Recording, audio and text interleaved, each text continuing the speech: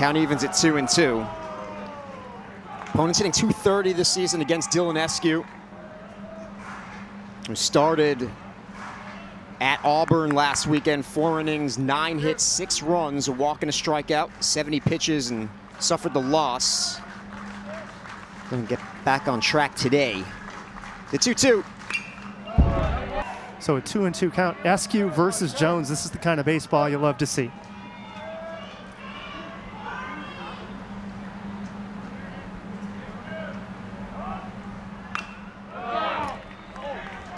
Putting a tough at-bat on Dylan Eskew. Of course, the big swinging Jared Jones won't best be able to take advantage of the wind. He, the righty, likes to drive that ball into left field, but the wind blowing hard into right field this afternoon. It's very windy, 16-mile-per-hour winds, 35-mile-per-hour gusts out to right. Temperatures in the mid-80s, warm afternoon here in Columbia. Toasty. Scobie to second for 1, on a first. It's a double play, 5-4-3. And there's 2 down here in the first. Excellent effort for Scobie. Scobie has to get it out of his glove quick to get the lead runner. You see that ball on the ground, deciding to take it before the second hop. Smart move by Scobie. Relay over to first is good. Just what you love if you're South Carolina. The DP is the pitcher's best friend. Eskew, ground ball pitcher. Allowing his defense to work behind him. There's first pitch strike to Daniel Dickinson. Dickinson's junior from Richland, Washington. And again, the shift to the left side of the infield. 3 infielders on the third base side of second. Eskew gets ahead, 0-2.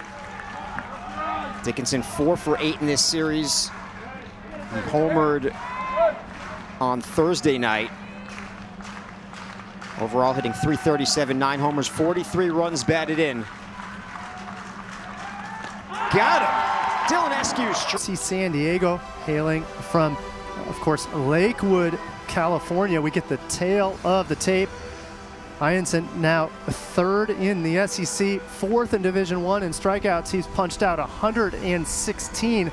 Look for that fastball velo to go up to 95 miles an hour. And look for Ianson to eat up innings. That is his grand objective here, to save the bullpen as we prep for the conference tournament just to begin next week. Here's the lineup he will face for South Carolina this afternoon. Leading off will be the center fielder Nathan Hall. Batting second, the left fielder Blake Jackson. Batting third, the shortstop Henry Kazmar. Cleaning up, the designated hitter Jace Woida. Batting fifth, the first baseman Bo Hollins. Batting sixth, the second baseman Jordan Carrion. Batting seventh, the right fielder Evan Stone. Batting eighth, the third baseman KJ Scobie. And batting ninth, the catcher Gavin Brayland. The series history between LSU and South Carolina. LSU leads the all-time series, and they lead here in Columbia, looking for their first series win since 2017. A couple of years ago in 2023, it was a 2-game series. It was split here in Columbia. The Gamecocks won the first game, going up against Paul Skeens. There was a long weather delay in that one, and then LSU took the game the next day. Third game canceled out by weather. So we got a quick look at head coach Jay Johnson, now in his 4th season. Hey, there's nothing better than having a national tournament championship under your belt. Winning it was LSU, as we know, in 2023. And that Paul Skeens year that you mentioned, he had, it wasn't just Skeens in that year that Johnson had such success. It was a balanced squad, but of course, when you can lean on an ace like Skeens, you're doing just fine.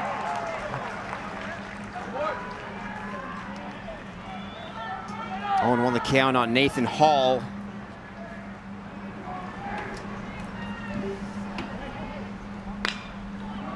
Grounds to third, Braswell. A pump, and he throws out Hall. 1 down, good start for Ianson. Anthony Ianson, opponents are hitting .213 against him this season. You mentioned, Paul, the 116 strikeouts and 74 in a third innings, just 27 walks. So he gets ahead of batters and he puts them away. Yeah, and he's not afraid to attack his opponents. In fact, he has tossed a few wild pitches too, so he's not afraid to be aggressive. 9 wild pitches for him is tied for a 9th in the SEC. So watch for the movement on his balls today. There is one out of the range of catcher Arambidi. But of course, with nobody on, Arambidi doesn't even get out of the crouch. He just lets that one go past him. That's a 2-0 count on Blake Jackson, senior from Texas. The .448 on base percentage.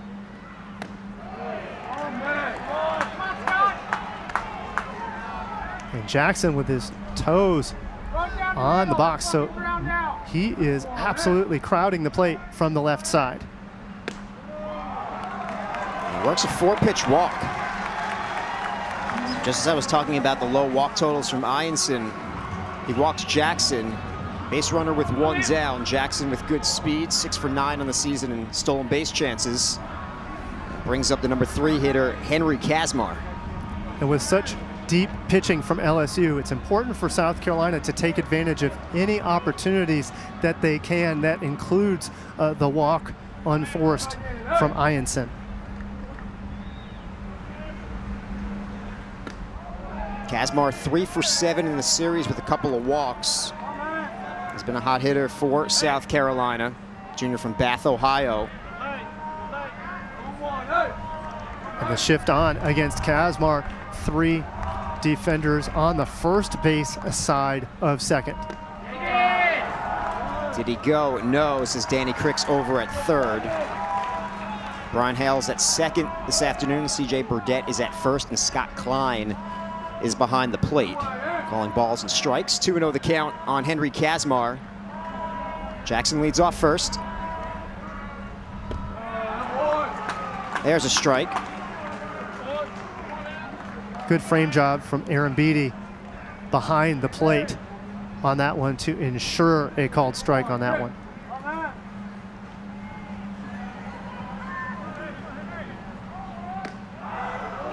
Missing off the outside corner, 3-1. Ianson rated number 4 in Baseball America's top 100 transfers. He's been living up to that. Really dominant last Saturday against Arkansas. 6 innings, 5 hits, no runs, a walk, and 11 strikeouts. It's 93 pitches to earn the win. Even more dominant the weekend prior at Texas A&M, a complete game. 9 innings, just 3 hits and 1 run, 14 Ks. That performance earned him SEC Co-Pitcher of the Week. Concerned with Jackson over there at first. And those 14 Ks, not his best of the year. 15 against North Alabama earlier on in the year. They call Ianson A&E. Well, A&E is finishing the right way this season, finishing hot heading into postseason play. There goes the runner, and the pitch is foul back. So Jackson will have to head back to first. The count is full on Henry Kazmar.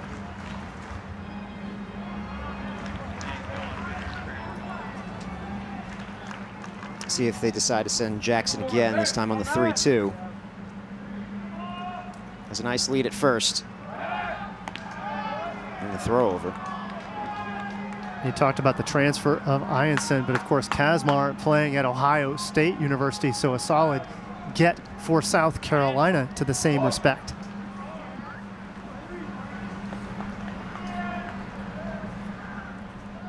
There goes Jackson. Kazmar grounds to second. Dickinson throws him out. Jackson's headed for third, and he beats the tag of Braswell. Heads up base running from the senior Blake Jackson as he goes first to third. LSU is challenging the call at third base. The previous play is under review. And we're going to have a challenge, Paul, from LSU. And with that shift on, Braswell almost over to second base. recognizing that is Blake Jackson, that there's nobody over at third. So therefore, it's a race to third here. Smart base running by Blake Jackson, but of course, the review to determine whether or not out of the range of the tag from Braswell is the call. See there, did Braswell get Jackson on the elbow before the hand touched the bag? That's the question. Ruling on the field is safe. After review, the runner at third base is out. LSU retains this challenge and still has 2 remaining for the game. So a good challenge. There's a lot of respect between both squads, and if you're Coach Maneri, and then of course the coach taking on for him in Jay Johnson, now both have earned national titles. Of course, you saw the multiple titles from Coach Maneri while in Baton Rouge, but of course now his predecessor with a title of his own. Tons of respect, and of course now coming down to the last game of the year to try to win the series for either team. It's a 1-1 count on the cleanup man, Jake Brown. Brown did not get the start yesterday. He did pinch hit. Doubled and scored a run in the 9th. He's 2 for 3 in this series. Getting the start in the finale. Sophomore from the state of Louisiana. Behind in the count, 1-2.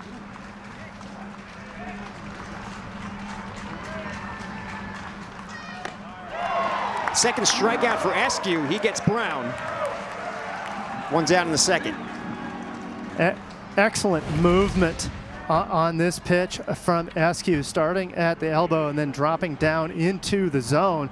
Absolutely fooling Jack Brown, not only from a timing standpoint, but also the movement. Great pitch by Askew, his second K of the day.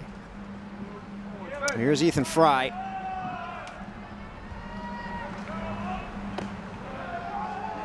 Ball 1 to Fry. Another Louisiana native. He's from Rose Pine. Had an excellent series. He's had an excellent season. 357 average, 11 homers and 40 runs batted in. He's 5 for 10 so far against Carolina pitching. One of those 5 hits, a home run in last night's LSU win, a 2-run shot in the 3rd. It was the 2nd home run of the inning for LSU.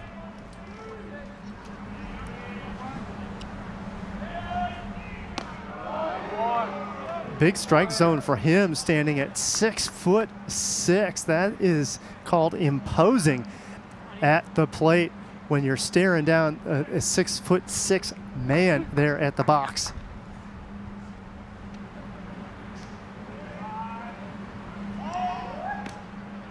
That pitch misses. Now hitters count for Fry, 3-1 the count.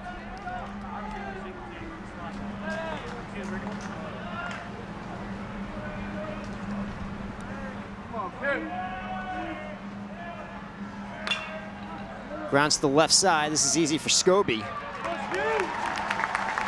2 away. We've seen the shifts aplenty throughout the game from USC there. The shift on against LSU's Ethan Fry. Dylan Askew looking for a 1-2-3 top of the second. He'll have to deal with Stephen Milam. Milam has yet to get a hit in this series, so that's very much unlike him as a batter. Milam with a solid year. Led the Wildcats to the College World Series finals in his first season there in 2016, and again to the College World Series in 2021 when he had the nation's top offense. Before that, Mountain West Coach of the Year at Nevada. Bringing that West Coast success to the SEC. And when he came to LSU, he understood the importance and the weight of baseball at LSU. He said on the day of his hire that he viewed it as the opportunity of a lifetime to coach the LSU Tigers. He's made the most of that opportunity. Leadoff single here in the bottom of the second for Jace Woida. Second hit of the series for Woida, now 2 for 3. He had the triple in the 9th on Thursday night, was lifted for a pinch runner, but that run was the winning run on the wild pitch. Played a big part in the Gamecocks' upset victory over #1 LSU. Here's Bo Hollins. He takes low. Bo, a freshman from nearby Lexington. That's the fastball we've been waiting to see. That one heating up at 94 miles an hour. Inside, out of the zone, but still some gas from Ianson. That one misses. And run it back at 94 miles an hour. Same location. Clearly the MO against Bo Hollins. Pitch him inside. Don't let him get his arms out and around to put something on it. Woida leads off first. We'll check on him. Woida does not have a stolen base this season, does not have a stolen base attempt. Did have enough speed to motor out that triple on Thursday night. There's a strike. Off-speed strike from Ianson. Hollins 1 for 6 in this series. The hit was on Thursday night. Has walked a couple of times. He's ahead in the count, 3-1.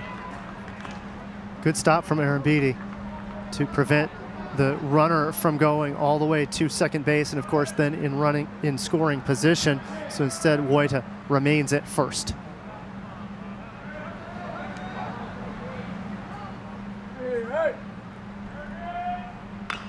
Attacks the 3-1, grounds it foul. Thought LeCroy would come up with that over at first, but not used to playing on the first base side. Of course, much of his career was at third base with South Carolina, the starting catcher behind the plate this season. Unfortunate injury early on, toughed it out for, what, 17 games or so. It's been a big loss for the Gamecocks. There goes Woida. Ground ball to second, easy for Dickinson. One down, but a productive out off the bat of Hollins as Woida advances to scoring position. Woida got a good jump on it regardless. He'd have had a shot at second base should that have not been put in play, but of course that negates getting the lead runner. So now the runner in scoring position for Jordan Carrion.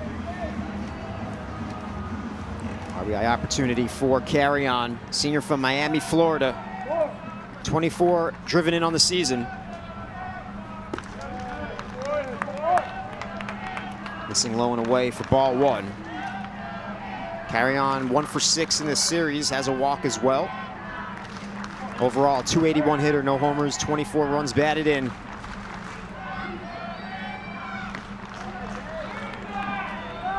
(2-0). There's that north-south curveball. Started helmet high, did not drop into the zone. Smartly laying off was Carrion.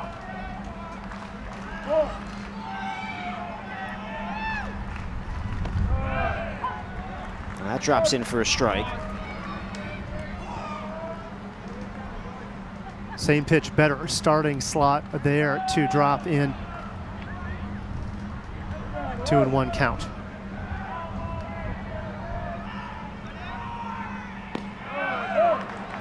Two and two. Ianson continues with the off-speed to Carrion. Carrion not too thrilled with that one. Looked back at Scott Klein and said, really? Not outside, not too high? Of course, the call from Scott Klein is a called strike.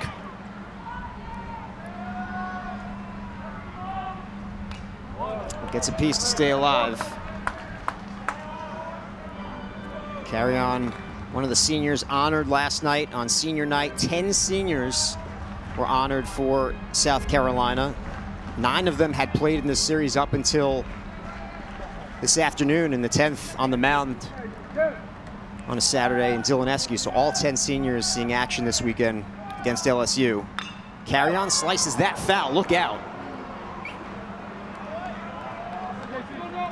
There's a laser into the seats. Good on Coach Maneri to ensure that the seniors see action this weekend, with Eskew getting the start. Of course, his last game here at Founders Park. 2-2 the count on Carrion. Woida leads off second. Now the count is full.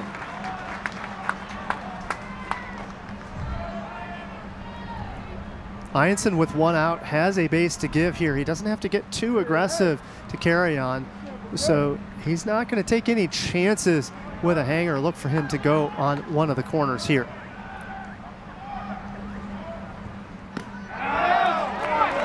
Well, it's ball 4. So it's first and second, one down. Good at bat from Carrion as he works a walk. 2 innings from Ianson, 2 walks in each, 1 walk in each inning. Blake Jackson walked in the first inning. Now Carrion gets the free bag with 1 out. Evan Stone now coming to the plate with 2 runners aboard. Senior from Irmo, South Carolina, and that prompts a mound visit from Coach Johnson. He'll have a 5. Braylon with a full count. Chops that foul. Is Braylon a catcher? Called the one position on the field that you can't argue too much with the home plate umpire because you want that call for your guy. That's right. They're going to see each other in just a moment in the top of the 3rd. So Braylon's got to keep his cool even if he disagrees with that prior call. Carrion leads off 3rd. Scobie leads off 2nd. 3-2 the count on Gavin Braylon. 2 down here in the 2nd. That's rolling foul.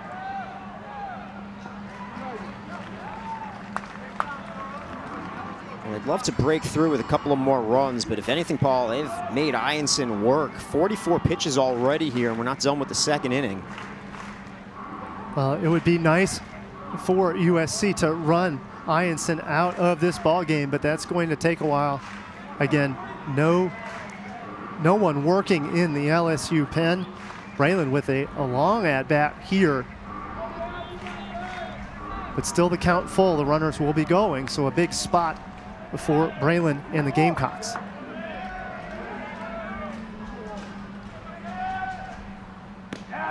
Call, strike 3. The local kid of sorts, having established a couple of years here at USC.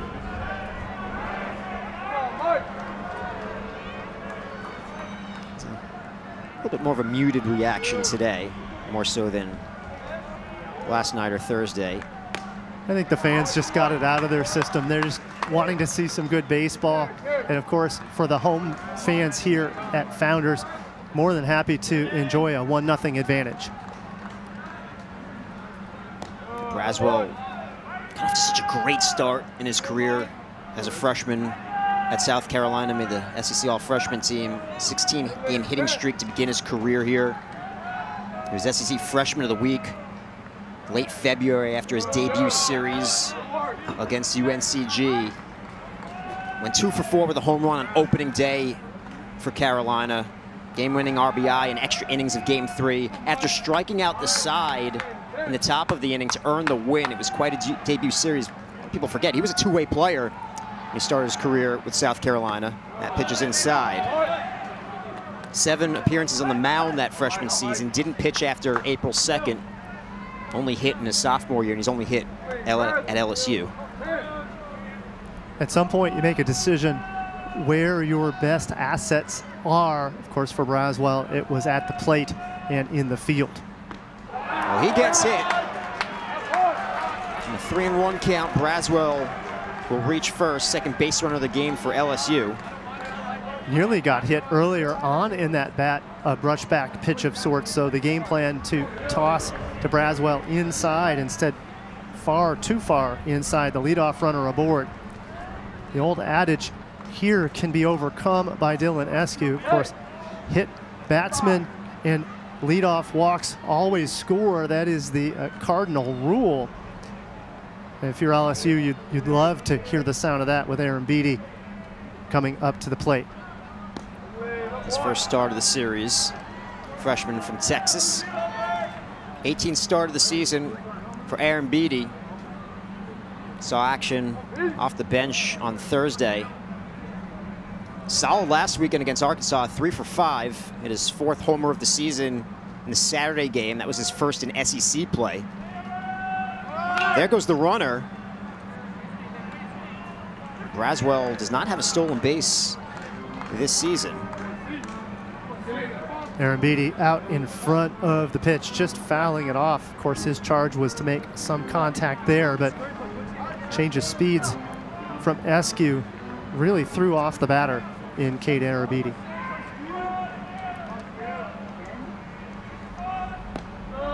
This is outside.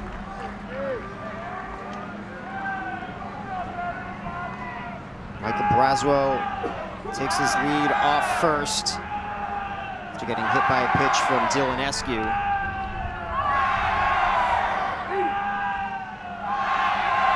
#15th hit batter of the season for Eskew.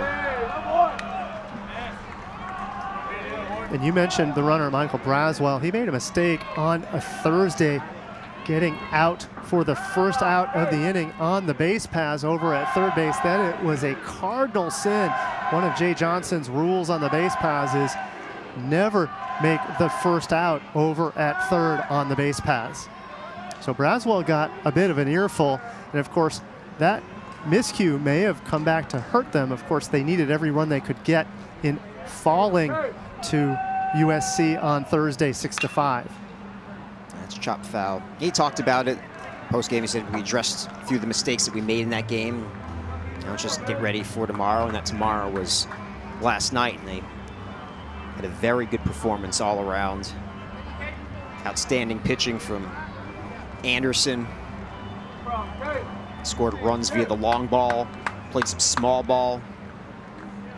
Complete effort from LSU. The 8-1 victory. Here's the 3-2. Lifted out to right field. Stone ranges over towards the line, makes the play. One down. Good read from Stone, but that read makes it a little bit more difficult with that wind blowing hard out to right field. Stone handling that smartly, getting a good jump on it, making that play look easy. He's got center field range and right.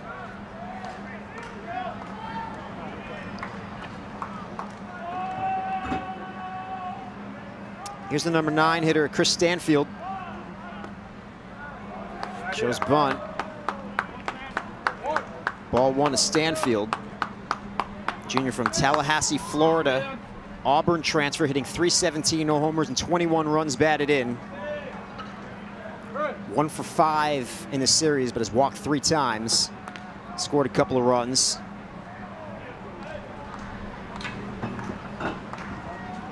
Of course, Stanfield with the wheels. He could beat out a bunt here. Of course, he is the center fielder. You don't earn the label center field if you don't have some wheels underneath your feet. 1-1 the count on Stanfield. He's played in every game this season, started all but one. LSU's leading hitter in SEC games coming into this series.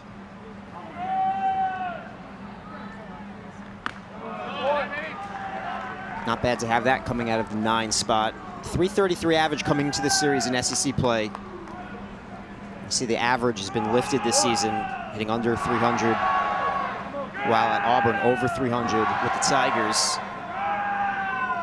That's some big weekends. Sorry, Paul. That's a nice improvement if you're a player, and if you're a coaching staff, you're thrilled to see improvement from anybody you bring in, whether it's a transfer or a freshman. Of course, what you're looking for is continued growth. Chris Stanfield has absolutely shown that, as you could see with that graphic a moment ago.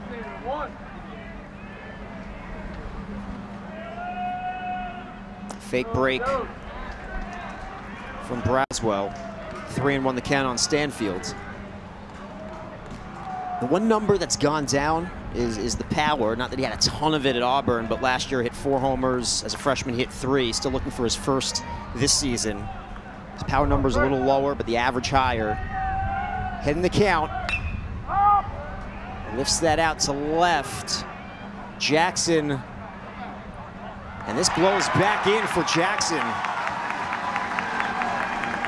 2 down. So, Paul, you mentioned moments ago the wind blowing strong out to right that made Stone drift towards the line. That, a foul ball on most other days, ended up being playable for Jackson. That one would have been well into the seats, but the wind grabbing it and keeping it fair. Everybody in the building was believing that was going to go foul, but smartly playing it was Blake Jackson. That'll do it. Here in the top of the third, South Carolina leads LSU 1-0.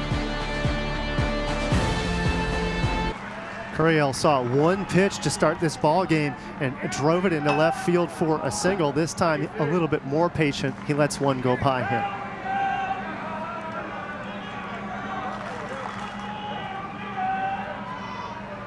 Curiel now 1 for 9 in the series. Hit hardly to short. Kazmar, the bottom of the third. Anthony Ianson getting ready to go back to work. 45 pitches, 24 strikes through 2 innings. Did strike out 2. Paul in the bottom of the second, but the Gamecocks made him work. He's 4th in Division I in strikeouts, 3rd in the SEC. Yep, and for Ianson, he'd be the #1 at just about any other team in the SEC, but behind Cade Anderson, if you're LSU, you are loving the number of fantastic pitchers on staff from Coach Jay Johnson and company. Team ERA of 3.8. Ianson a big part of that. Hall, Jackson, and Kazmar due up here in the third. Hall grounded out his first time up. He's 0 for 1.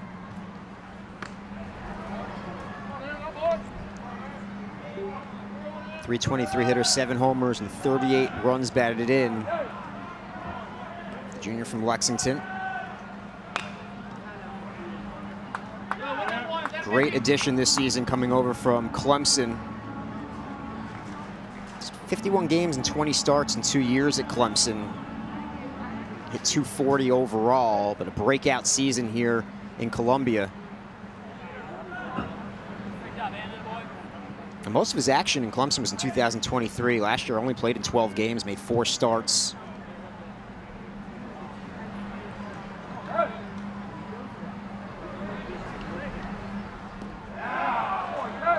Strikeout victim here. Throw to first to complete the play. 3rd strikeout for Ianson and 1 down in the 3rd. And it's that arsenal of pitches from Ianson.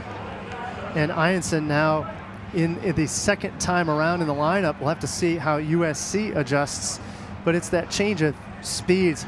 We talked about a fastball that has ticked 94 on the day, but he could come with a slider down in the low 80s. That change of speeds so hard on any batter. That fastball was 93 to Jackson. Jackson worked a walk his first time up. No surprise, he continues to get on base. Was hit by a pitch 3 times on Thursday night. And then walked twice in yesterday's game. Jackson, though, looking for his first hit of the series. The average at 185, but the on-base percentage at 454.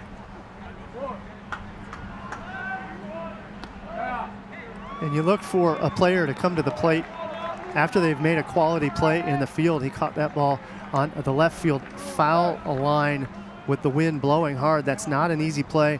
After a player makes a great play in the field, you look to them to transfer that to the box, coming back into the box for the immediately next inning. Well, he's worked the count full. 3-2 the count on Jackson. Called strike 3. Jackson thought he might have had ball 4 there. He's looking for his second walk of the game. Instead, it's the 4th strikeout for Ianson. 3 strikeouts in a row for Ianson, starting to feel it, getting a strikeout to finish the second inning, punching out now the first 2 batters in Hall and Jackson to start the 3rd. Just what you don't want to see if you're USC is an Ianson getting comfortable. You had pointed out earlier on, he was not as comfortable in that second inning. He certainly seems to have settled in here in the 3rd. And Aaron Beatty, the freshman catcher, did a nice job framing that 3rd strike. Kazmar grounded out his first time up. He's 0 for 1.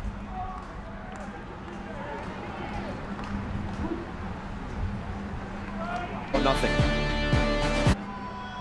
The shift on in the infield, but in the outfield playing just about straight away.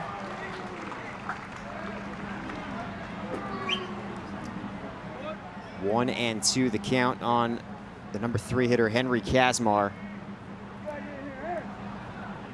Analytics abound. Now moving third baseman Braswell even closer to second base, playing for a hard pull from Kazmar.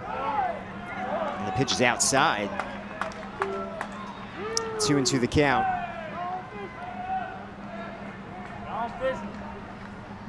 He's been a consistently good hitter throughout his college career. 293 as a freshman at Ohio State, 320 last year, over 300 this season.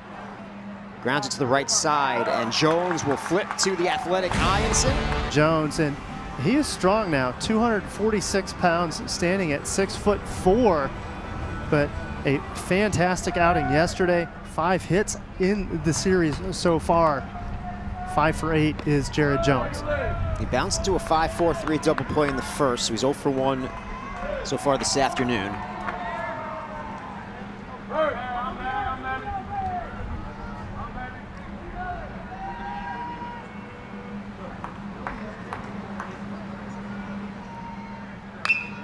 And he launches that one deep to left center field, no doubt about it.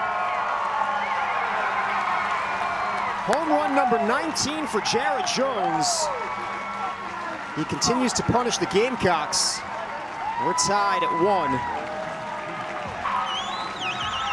That one hard over the left center fence, over the dugout of LSU. They didn't have to worry about a ball coming into the bullpen. Again, a no-doubter, just as the other 2 that we showed earlier on just a moment ago.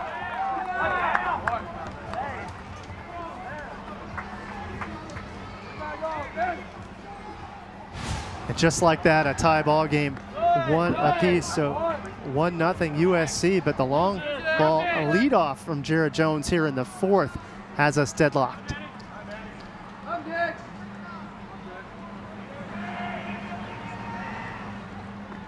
Look out, Eskew hits Dickinson, second hit batter. And that's more of an emotion toss. I think from Dylan Eskew, a little bit frustrated after seeing that ball leave the park. That mentality of recovery not quite there, hitting Daniel Dickinson. So now Dickinson stands at first base with no outs for Jake Brown. Brown struck out his first time up against Eskew.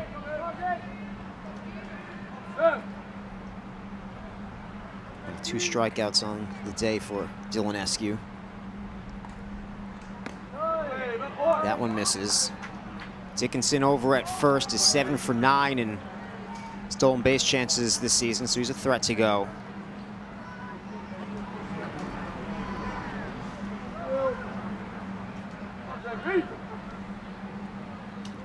Brown pinch hit on Thursday night and last night. Getting the start today. A good series last weekend against Arkansas, 5 for 8. The big day was Saturday when he was 3 for 4 with 5 runs batted in, homered twice, the first multi-homer game. Career high 5 runs batted in.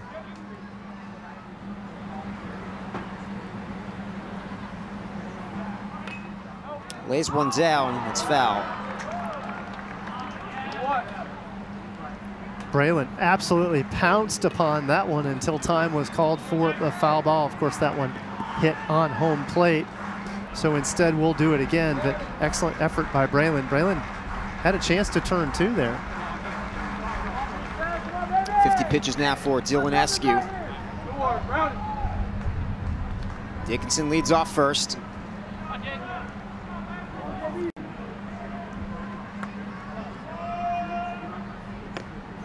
Pitch is low and away. And that's a risky pitch with the shift over toward first base, going away from the batter in Brown. Brown could easily swat that one toward the third base side and wander over to first easily with a single.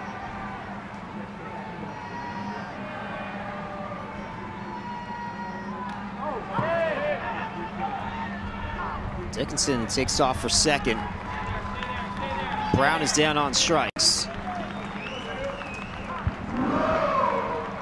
saw the home run earlier from Jones, his third of the series. He and Fry have been outstanding for LSU, matching the total output of South Carolina.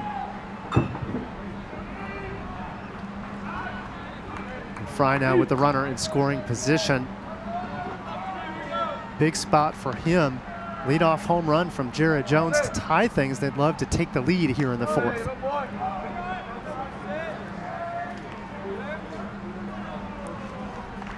With one out and the base to give against a very, very tough batter in Fry. I don't think SQ is going to get too aggressive here, particularly after getting lit up by Jared Jones earlier in the inning.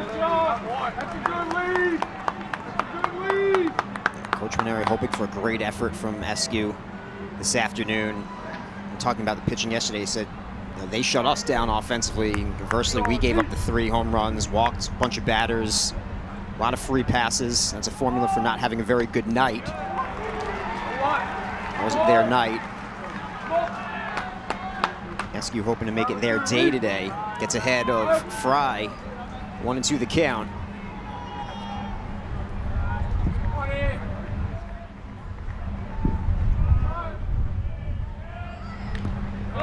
Fry stays alive.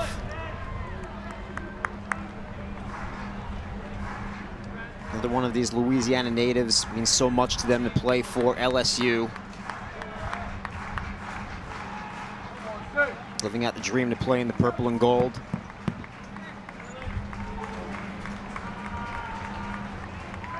That's a tradition that has stood for many, many years. It goes back before Coach Maneri. In fact, the fantastic work from LSU has really began in the 1990s with great success. Dickinson leads off second. Here's the 1-2. Got him.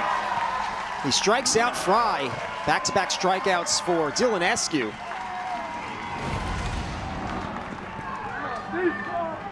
A ball falling off of the clip. Excellent sinker pitch, absolutely fooling Fry. 2 strikeouts for Eskew this inning.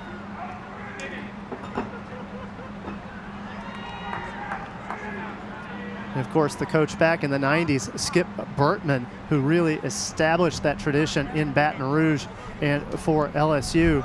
And Coach Maneri picked up where he left off. And of course, now having a quality run is Jay Johnson in his 4th year. Timeout called here. Johnson having a chat with Stephen Milam. 2-out RBI opportunity for Milam. He was 0 for 1. He flew out to left field his first time up.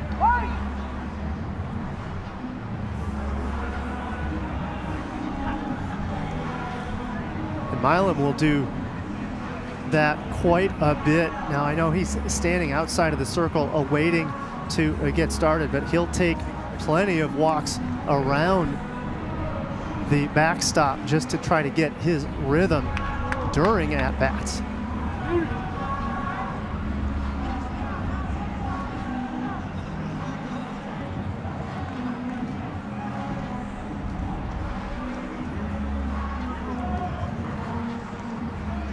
Sure enough, home plate umpire Scott Klein says, go ahead and start the clock.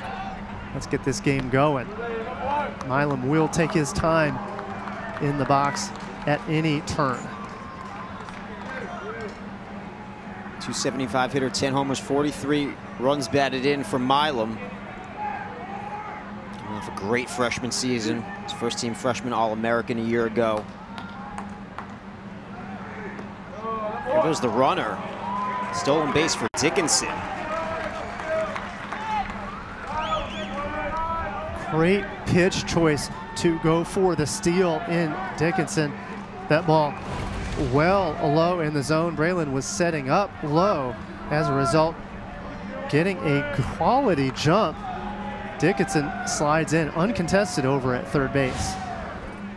That's driven out to right field off the bat of Milam, but it's hooking. It's a foul ball.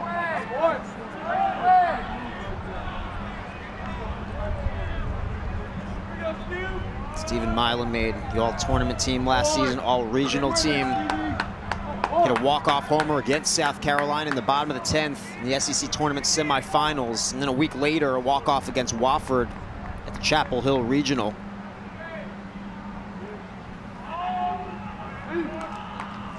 And he's so good defensively.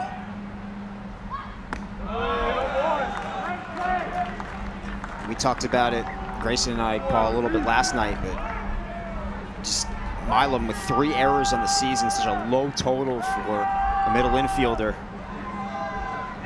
He's a wizard over there at short. Absolutely fantastic work by him, and only a sophomore. Sometimes you might see a number like that from a senior, but from such a young player in Milam,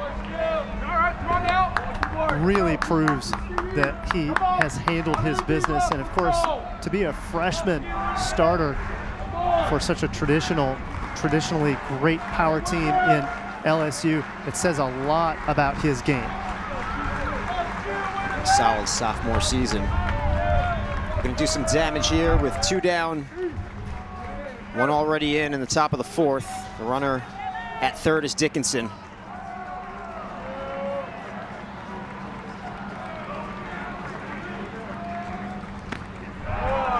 Missing outside, it's ball 4. So now it's runners at the corners for LSU. Former Gamecock Michael Braswell due up. And Braswell hit by the pitch of Eskew in his last at-bat. Here, we're going to see a consultation on the mound, and very smartly so. I think this is to get Eskew not only to settle in, but also a review for the infielders. Hey, there's already 2 outs. You've got outs at 2nd and 1st on the force. Just do what you normally do. And for Eskew, what does Eskew naturally do? He pitches to contact. So try to keep that low in the zone. Get the Braswell ground out just to get out of this inning with a tie ball game. The pitching coach for South Carolina is Terry Rooney in his 1st season. He was on LSU's staff last season as the Associate Director of Program Development Recruiting. But he was a pitching coach and recruiting coordinator under Coach Maneri at LSU back in 2007 and 2008. Led that staff to a berth in the College World Series in 2008. Helped assemble the #1 recruiting class that contributed to the national championship in 2009. So Coach Maneri, not the only one with connections to LSU, Coach Rooney as well. It's almost like a battle between these 2 squads to get the best staffs from those familiar squads from LSU throughout the years. 1-0 the count on Michael Braswell. As Paul mentioned, he was hit by a pitch his first time up. Milam, the first walk issued by Eskew, but he has hit a couple of batters.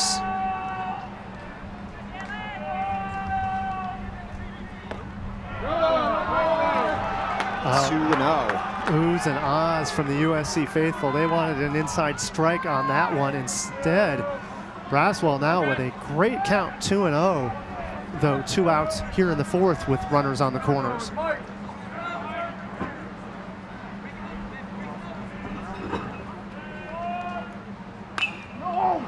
Popped him up. Right side, foul territory. Hollins stays with it and makes the play. Not an easy play with this wind this afternoon. Of course, his son now attending USC, so of course those roots run deep here with the Garnet and Black. So of course, thanks to all our service members throughout the years for their service in protecting America. And we talked about the Community Service Award winners in yesterday's game in Stanfield for LSU, and Jake McCoy, who was yesterday's starter for South Carolina. McCoy donates $23 to Purple Heart Homes for every one of his strikeouts. That's a charity that addresses housing challenges that veterans face, wheelchair ramps, do all sorts of work. Grounded to the right side, Woida is thrown out. 1 down.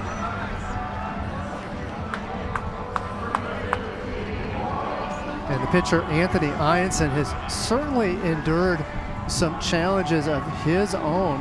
At age 10, he suffered from a rare disease called achalasia. So for perspective, He was 10 years old, weighing 170 pounds. Not abnormal for a 10-year-old. He lost 32. Hollins, goodbye.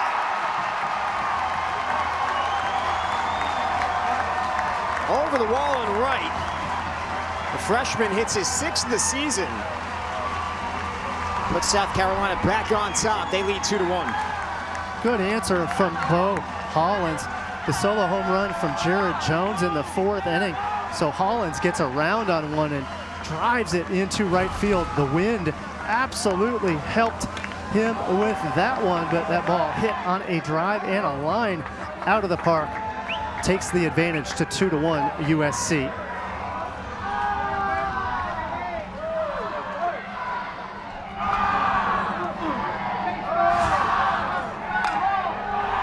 Opposite field a swing. Evan Stone has it, so getting pumped up is USC here. To Jordan Carrion, the base hit for Gamecocks. Pardon me, of course, Jordan Carrion getting around, getting ahead on that one.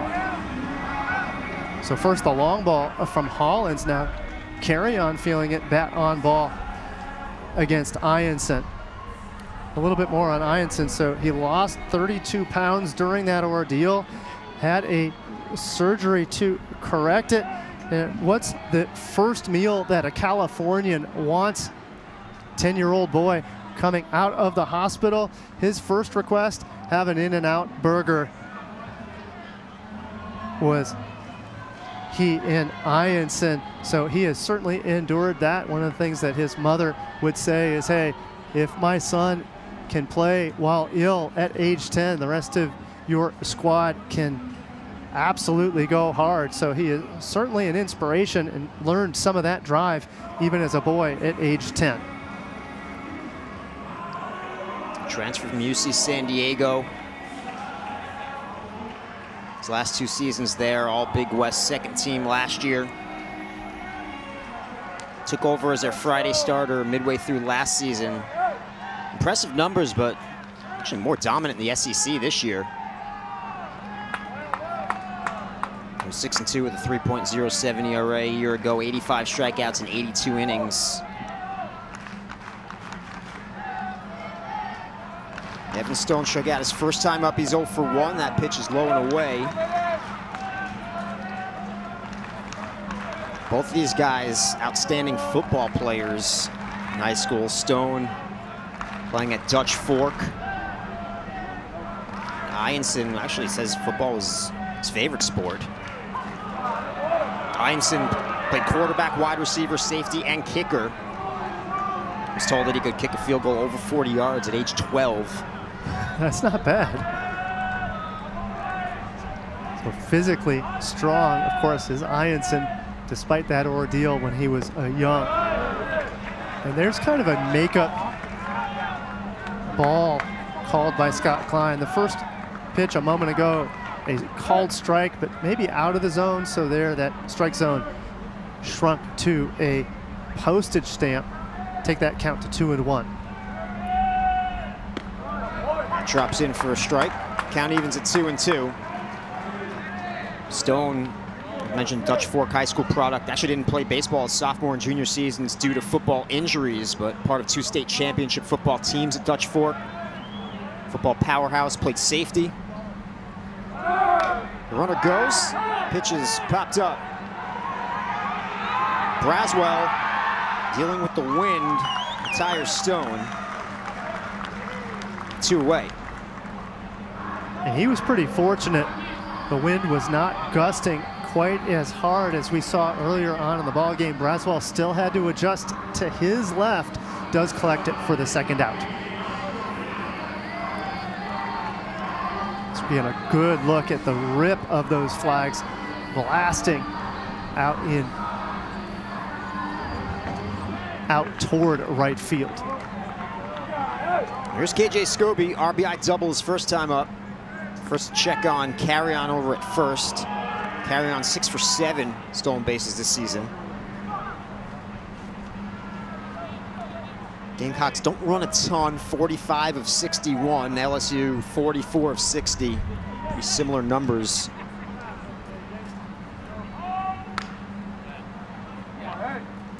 That's grounded foul.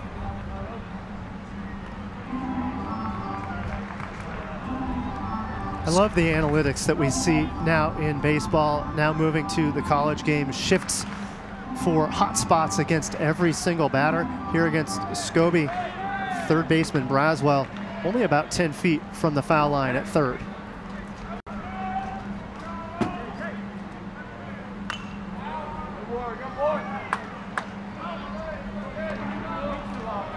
Part of that, of course, situation, 2 outs, runner at first, want to avoid that RBI double here. Outfield is deep for Scobie.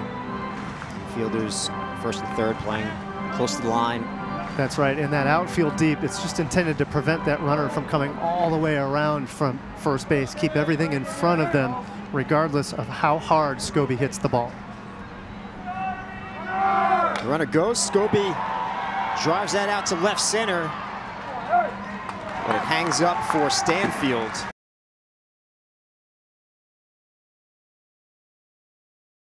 Of course, then it comes down to common opponent's record. I'll be honest with you, I have not dug that deep into the common opponents for those 3 teams so far.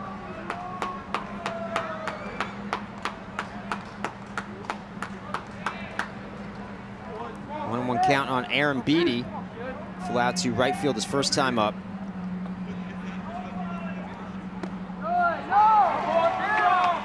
One and 2. Aaron Beatty does not like that call. He is shaking his head in dismay. And as you pointed out, he's the catcher, so the next inning, he's got to face home plate umpire Scott Klein again from the backstop. Count evens at 2 and 2.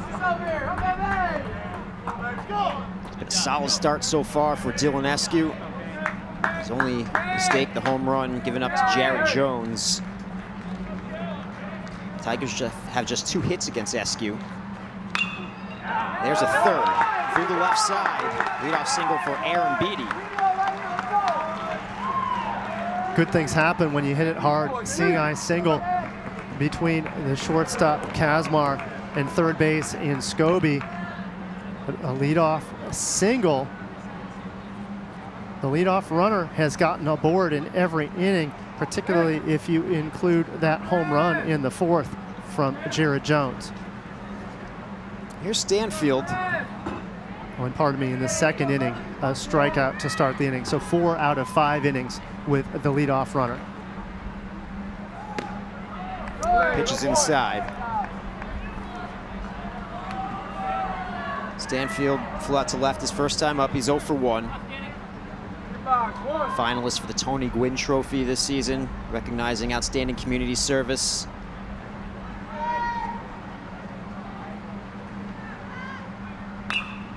Donates $100 for every one of his extra base hits or stolen bases to the Miracle League of Baton Rouge.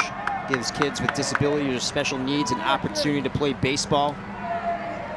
He was on the 2024 SEC Community Service team while at Auburn.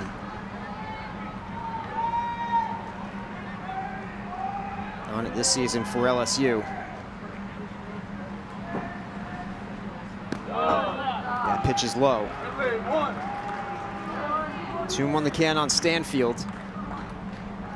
It was part of a very highly rated number 5 recruiting class for Auburn. A class that included Ike Irish.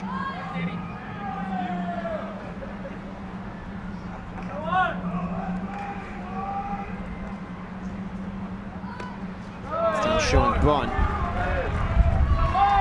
Good stop by Braylon. Braylon had to get out of that comfy crouch just to try to collect it. That ball makes it to the backstop. That means Aaron Beatty would be standing in scoring position. Hitters count now for Stanfield, 3-1. Takes ball 4. Second walk issued by Eskew. And it's 1st and 2nd, nobody out. And that's just not what you want to do if you're Dylan Eskew here. You're supposed to attack the batters later on in the order. This is the 8-9 in Aaron Beatty and Stanfield. Both of them get on base. Now turn the lineup over. And Derek Curiel getting started 1 for 2 on the day. He had a single to get this game started in the first. It's an RBI opportunity here with nobody out. At least try to get the runners over. Does his job, deposits that in right field. Aaron Beatty will stop at third. It's bases loaded, nobody out for the Tigers. And Jared Jones, who has killed South Carolina, is due up. Paul, here's what he did in the fourth. Much like the 2 bombs that he had in yesterday's ball game, no doubter, those home runs that we saw, all of these highlights have not been poses as if he's been trying to show anybody up. He's been watching to ensure that that ball left the yard. So we get a glance at him now moving into 3rd place all time in the LSU home run department. 28 of those last season, 19 now this season. A very dangerous situation for South Carolina. Bases loaded, nobody out. He's so tough to pitch to. Paul, we talked about it last night, Grayson and I, because he walks a lot. He was 2nd in the SEC in walks and hit 28 home runs last season. Just how do you pitch to a guy that, you know, walks often, and if you throw it over, hits it out of the park? As we were talking about that, he launched one deep to center field last night. He's hit 3 home runs in this series. Those are his overall numbers, just outstanding. On that 349 number, you hit the nail right on the head. What do you do with a guy that's one of the best at the plate, not only from a decision-making standpoint with those walks, but anything that does come his way, he connects. That one gets a piece of Brayland, and our home plate umpire, Scott Klein, will give Gavin Brayland some time.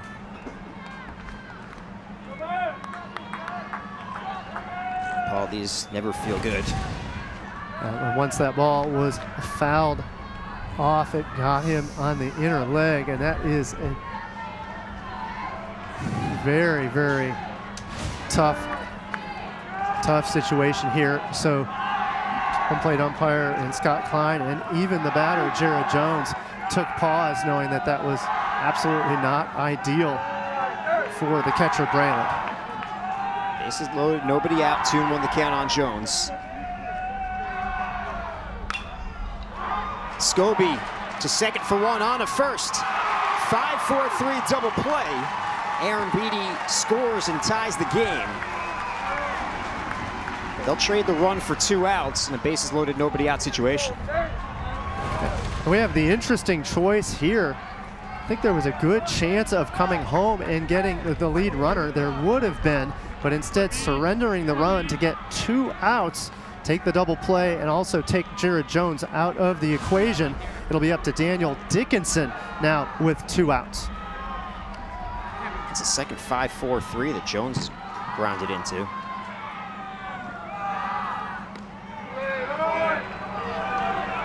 Sandwiching that solo home run in the 4th. Daniel Dickinson, 2-out RBI opportunity with Stanfield at 3rd. Tie game. Dickinson struck out in the 1st, was hit by a pitch in the 4th. Strike on the inside part of the plate. Dickinson is tight to the plate on that one, so he recognizes that that pitch up and on the hands is still a called strike. Take that count to 1-1. Dickinson coming over from Utah Valley. 2-time first-team all-WAC selection. Last season at 363, 18 homers, 53 driven in. He's a Dick Hauser Trophy semifinalist. LSU's Cade Anderson and Jared Jones are semifinalists this season. Paul Skeens won it in 2023 at LSU. 1-2 the count on Dickinson. Just misses. Eskew thought he had it. All right. Eskew was 30 feet toward his dugout, believing that he was out of the inning, but as we get a glance at that one, just down and out of the zone, surviving the at-bat is Dickinson.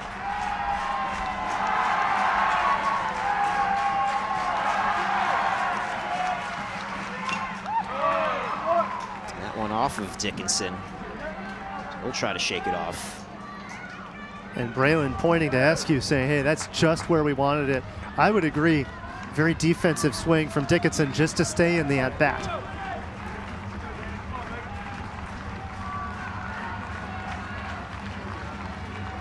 Stanfield is your base runner at third.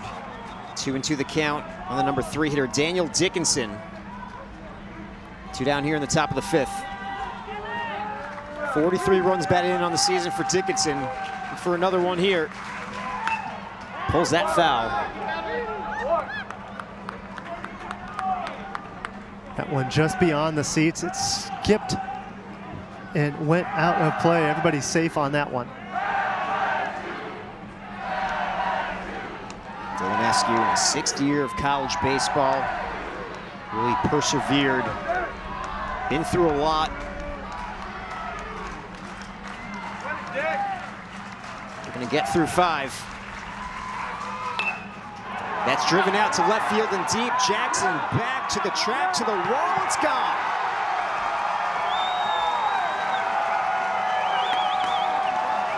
Tenth home run of the season for Daniel Dickinson.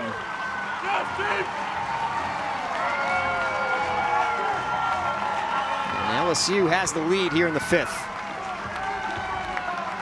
It was looking like Eskew was going to be able to get out of the inning, giving up only the 1 run, but the long ball, Dickinson goes down and gets it.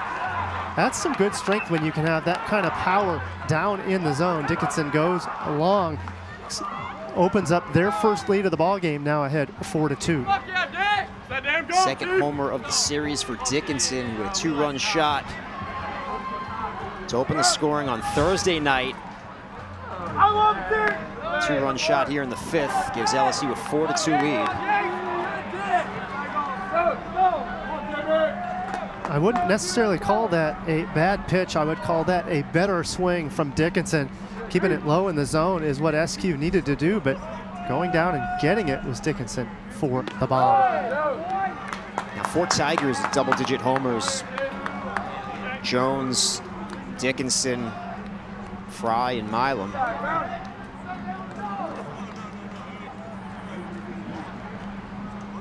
Jake Brown has 6. He's at the plate. 2-0 the count on Brown. Gets tied up. The pitch inside to Jake Brown. Brown does not want to have the same fate he had on the last 2 at-bats. As you pointed out, struck out in both of those ABs. They're taking inside for a strike, 2-2. 3 runs here in the 5th. A long ball from Daniel Dickinson for 2 of those runs. Hitting in the double play was Jared Jones, knocking in the first run here in this inning. The leadoff single from Aaron Beatty. That's a fair ball down the first base line. Hollins knocked it down. A really nice job to do so because that holds Brown to a single. And a little bit of frustration from the fan base. They wanted Eskew to go over and field the bag over at first base, but Eskew felt like it was going to go into the corner, so he was taking a different responsibility. Good knockdown by Hollins to keep that to a single bagger. My mistake, that actually got our first base umpire. To the field, 3.46 ERA is his number, 27 strikeouts. Only 10 walks, so it's the control ratio there that you gotta like that stands out on those numbers on the board. Leads the team in appearances, tied for 4th in the SEC. Has a couple of saves, earned a save on Tuesday. They come from behind, win against Winthrop, but just scoreless inning in that one. And he doesn't just get the assignment against any hitter. He comes up against Ethan Fry. We talked a little bit about Fry earlier on today, but Fry, an absolutely imposing hitter, standing at 6'6" is Fry, 4th in the SEC with a .370 batting average coming into the day today. It's currently at .364 because he's 0 for 2. He grounded out in the 2nd, struck out in the 4th. Brown leads off first. Check on him. Brown 9 for 14 stolen bases this season. He's the team leader in that category.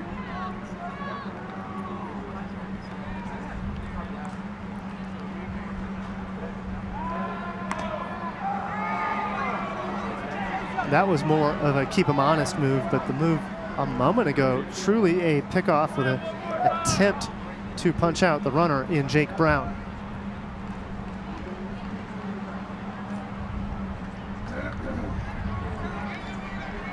Trying to figure out the pitch-com connection there. Braylon to Marlock. That is why we have a pause in this action. Paul, it feels like every single game, at least that I've been here, we have a situation like this where there's just a problem with some of the equipment.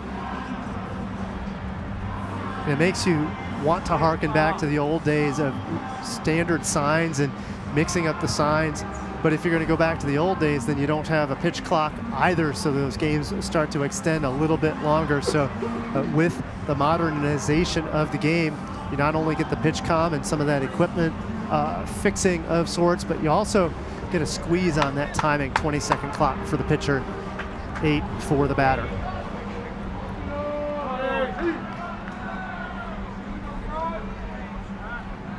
Another check on Brown. Opponents hitting .217 this season against Marlott. 4 straight scoreless appearances. I mentioned the save against Winthrop before that, scoreless against Auburn, Florida, and Kentucky. Pitch out, Braylon fires down. It's off the glove of Carrion and into center field.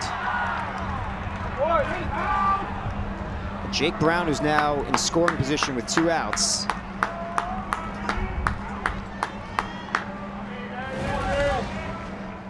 Good choice by Brown, but then they had the pitch out from Marlott, but losing his balance was Braylon, as a result, making his way safely Jake Brown. 10th stolen base of the season for Brown. Turns into a 2-out RBI opportunity for Ethan Fry.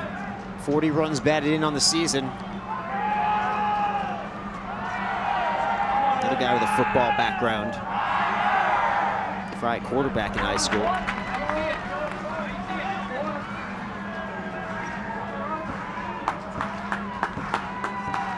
2 balls, 2 strikes, 2 outs here in the top of the 5th. 3 already in for LSU.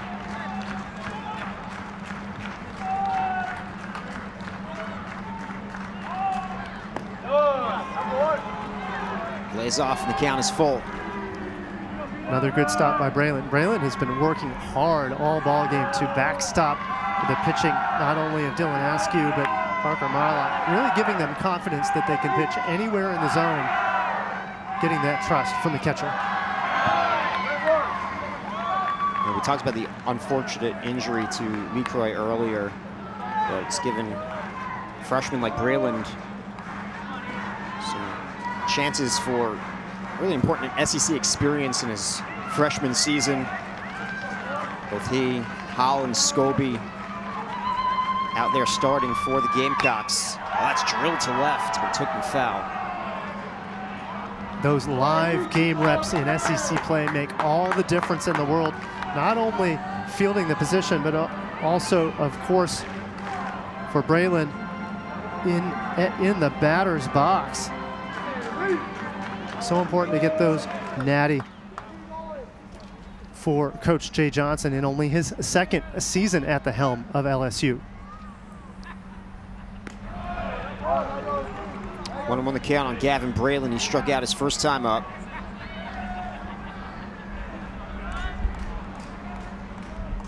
Taking over as a starting catcher for South Carolina in his freshman season. Georgia Premier Academy in Statesboro.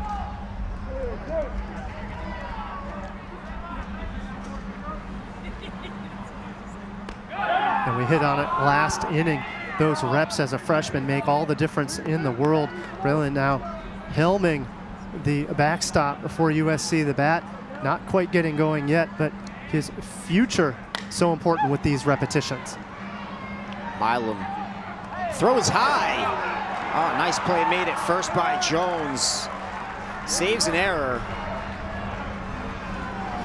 Going down. Pardon me. The only question was whether or not Jared Jones would come back down to earth in time to get the force over at first.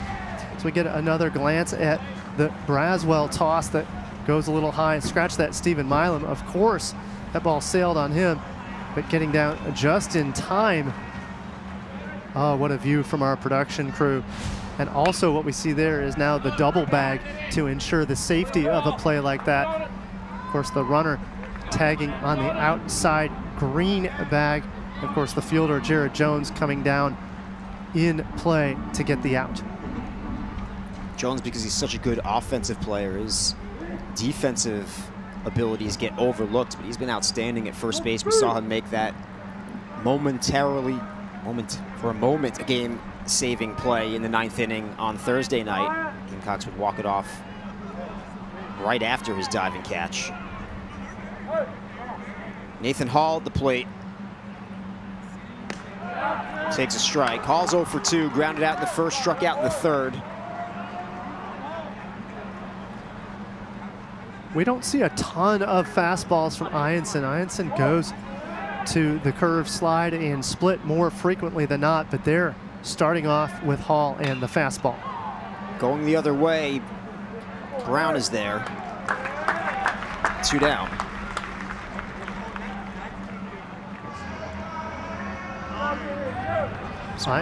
Ianson with the home run, to lead, giving up the home run from Bo Hollins to lead off the 4th inning, though.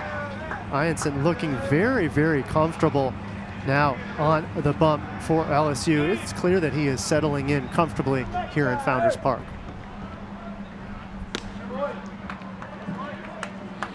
Jackson, seen a lot of pitches in this game. He walked in the first, struck out in the third.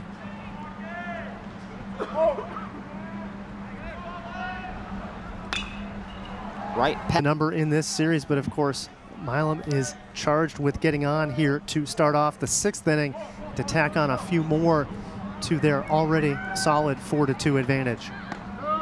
He's 0 for 1 with a walk, flew out to left field in the 2nd, walked in the 4th.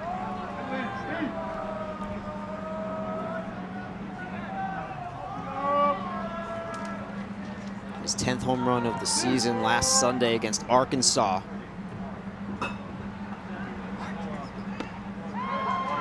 Jordan Carrion at second base playing in the grass. So too is shortstop Kazmar. So they're playing to keep everything in the infield to prevent him from getting his first hit of the series. It's past a lunging Carrion. Leadoff single for Milam.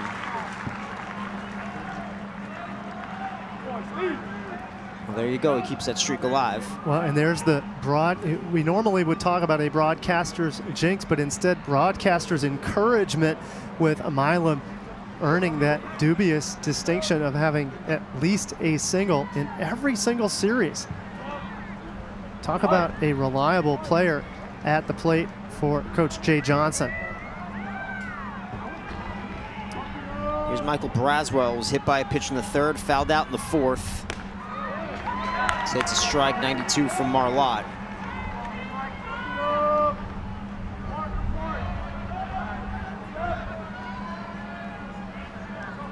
Braswell hitting .230, a couple of homers, 16 runs batted in. Much better season last year at LSU, hit .311. Right back to Marlott, goes to 2nd for 1, but they're unable to get the out. Milam advances to 3rd, and it's runners at the corners and nobody out for the Tigers. And that's a play gone bad from Marlott, tossing out of the range.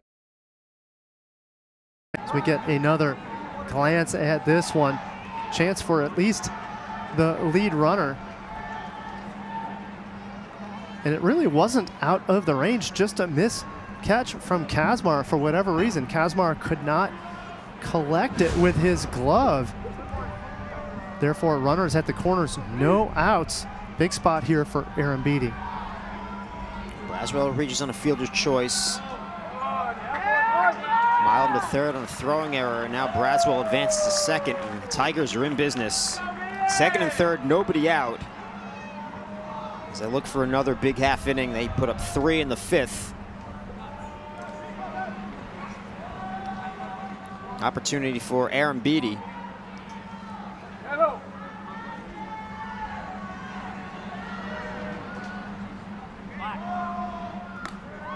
Takes a big cut, 1-1 the count. 4 homers in the season for Aaron Beatty. One of them last weekend against Arkansas, the others against Louisiana, New Orleans, and his first college homer against North Dakota State. 2024 Texas Gatorade Player of the Year. Infield in. 1-2 the count. This game's still well within range for USC, so the infield in with no outs. They want to do everything they can to prevent one more runner from scoring, to take that advantage to 3. Called strike 3. Marlotte gets Aaron Beatty looking. That's a big out. We'll see this toss starting high in the zone, dropping in. That is some filthy stuff from Parker Marlotte for the first out of the inning. Infield remains in for Chris Stanfield. Fifth strikeout for Gamecocks pitching. Eskew had 4. Stanfield bunts foul. Saw them score a run on a squeeze play last night. .315 hitter, no homers and 21 runs batted in. On the season, 4 sacks.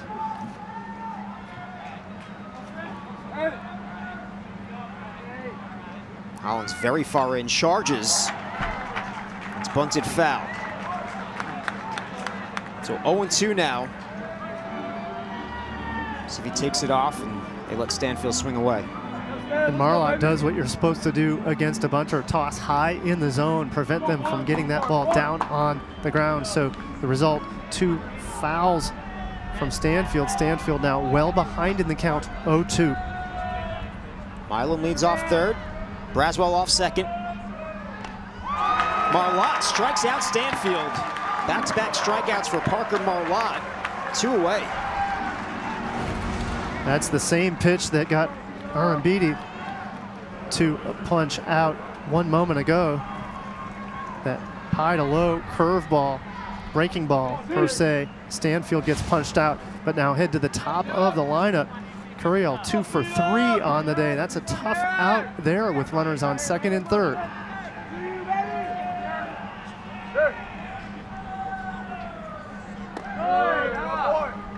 Two-out RBI opportunity for the freshman Curiel.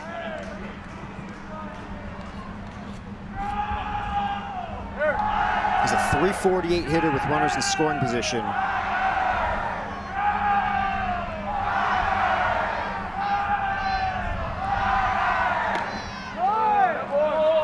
Two and 0. First base is open, but Jared Jones on deck. They absolutely are going to go after Curiel. Opportunity for Curiel to double the Tigers' lead.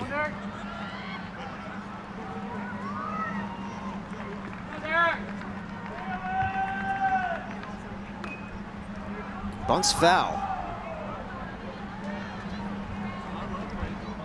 That's a unique play by Curiel. Curiel is looking to, of course, bunt for a single with 2 outs, putting pressure on Gavin Braylon and the defense there.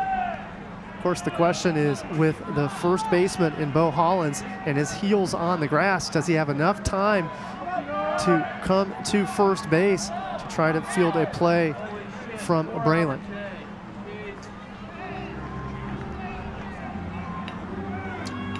Time called. Him with a home run as well. Well, the count is run full.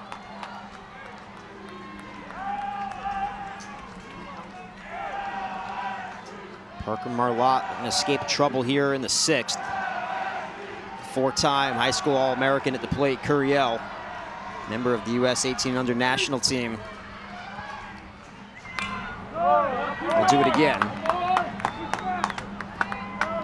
That one more of a defensive swing from Curiel, not the one that he wanted to drive, so not to take any chances for getting called out looking. He goes ahead and fouls it off, stays in this at bat. Milam leads off third, Braswell off second. The 3-2, grounded foul.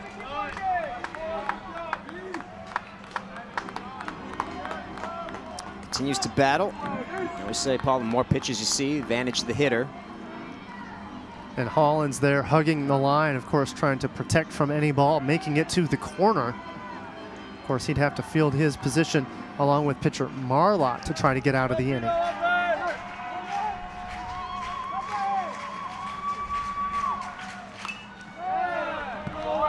A foul ball off the bat of Curiel.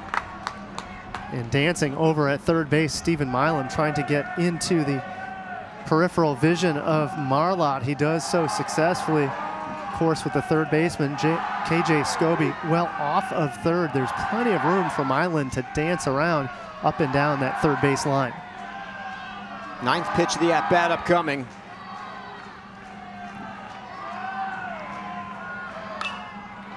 Lifted out to center field. Nathan Hall takes care of Curiel. Parker Marlott strands runners and do some damage here in the sixth. Ianson looking very, very good throughout this ball game, tossing now there his 83rd and 84th pitches. Is Ianson striking out 4 on the day, but really starting to settle in. He's not punched out his last 6 batters in a row after giving up the solo home run to Bo Hollins in the 4th. It's fouled back. Gets ahead of Kazmar 1-2. Henry Kazmar is 0 for 2. He grounded out in the first and the third.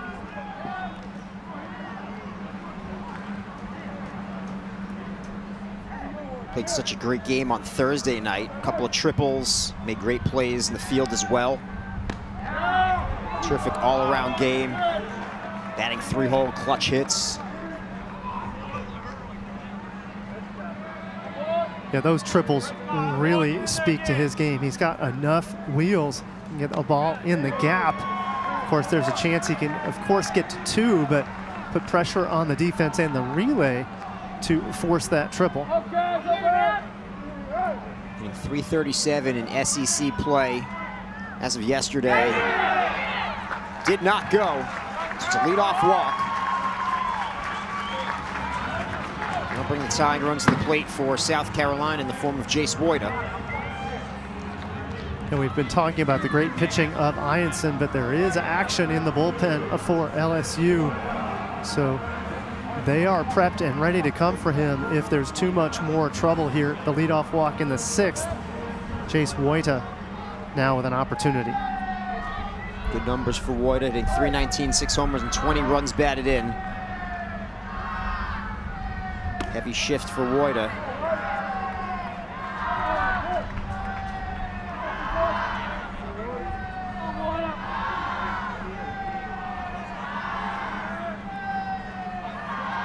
He's proficient at going opposite field. We've seen him do so with power several times this season. 1-1 the count. Ianson now up to 90 pitches. His season high is 115. That was against Alabama on April 18th. Woida missed on an opportunity there. That hanger, he thought about taking a cut at it, decided against it, and then to add insult to injury, they called that it was in the strike zone. So Woida knows that as a batter, most batters only get 1, maybe 2 pitches to hit in any one AB. Woida might have missed out just 2 pitches ago. Fouled the fastball off. Now it's 1-2.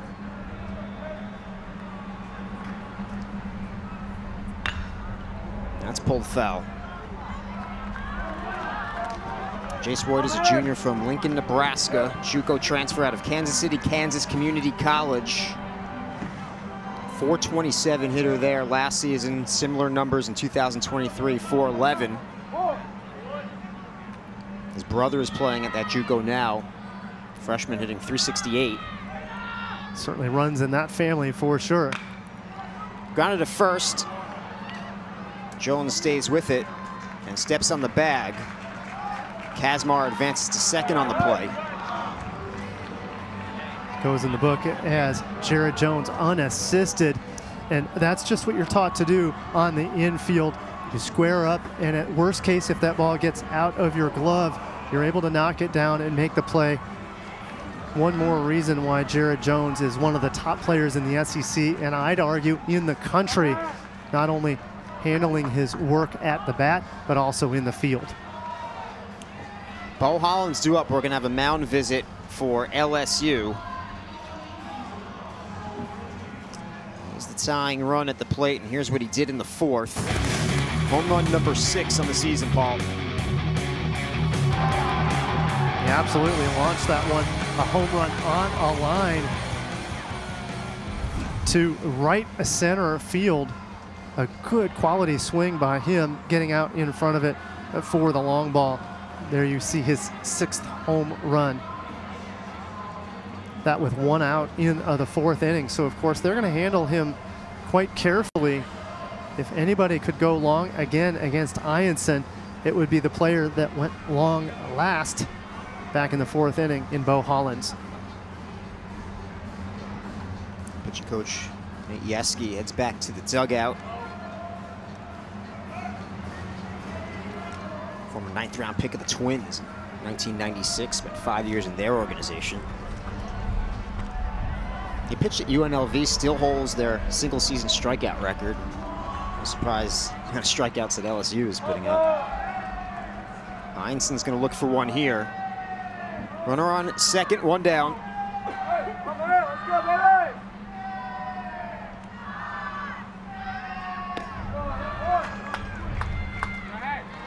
When in doubt, nothing fancy, just throw it past him. Fastball still clocking in at 92 miles an hour. Good first pitch strike. And now problems with the pitch comm. There is Ianson reaching to his ear to try to get that figured out. Aaron Beatty makes his way about 20 feet toward the mound, but he says, oh, hey, we've got it figured out. Let's go ahead and get back to things. 0-1 the count on Hollins. Kazmar leads off second.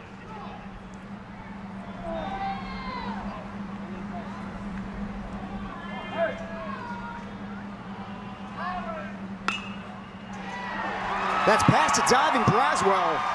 A multi-hit game for Hollins, and the Gamecocks have runners at the corners with 1 down. Runners at the corners, 1 down for Jordan Carrion. Carrion 1 for 1 on the day. In his other plate appearance, of course, he walked. So a big spot here to try to get back a run or 2 with runners at the corners for Carrion. .359 hitter with runners in scoring position. He's been clutch all season. That one to Braswell, goes to second for 1 on a first. 5-4-3 double play. To 3rd place all time in the LSU record book. One of the things that really impresses me about him, we saw that in the highlight.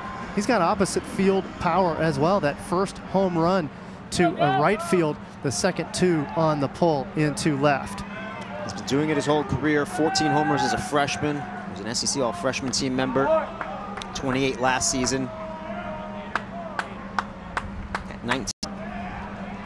And we talked about the donations that Chris Stanfield makes, Jake McCoy makes. He's another one. Jared Jones has pledged $100 to Make-A-Wish Foundation for every home run hit by LSU in 2025, and they've hit plenty. That's an impressive number. Or an impressive contribution, of course. Talk about that charitability. It's such a big deal. I mean, coming into the day, if you consider the number of home runs, 86, but now tack on a couple today, one from Jared Jones, another one from Daniel Dickinson, so that number up to 88. You could do the math on that. A nice contribution there from LSU. Final game of the regular season before everyone in the SEC heads to Hoover. 16 teams, everyone getting in this season. Expanded SEC after the additions of Texas and Oklahoma. Georgia helped themselves by moving into that 18-win number. Kentucky trying to do them a favor, but Vanderbilt now ahead 5-3 to Kentucky in the bottom of the 7th. 2-0 the count on Jared Jones. He's 1 for 3. That one, a home run in the 4th. That one just misses. And we've sung the praises of Jared Jones. Probably the only thing that he's thinking about, he's hit into 2 double plays today. So that home run, great, but 2 DPs against him in this game alone. Green light, fly ball left field. Jackson takes care of Jones. Just got underneath it a little bit. You could tell he took the big cut. If he's up by just a millimeter on that swing, that ball is long gone for a second home run of the day. But instead, collecting it is Jackson for the first out here in the 7th. Well, here's Daniel Dickinson. He struck out in the 1st, hit by a pitch in the 4th. 2-run shot in the 5th. Strike 1.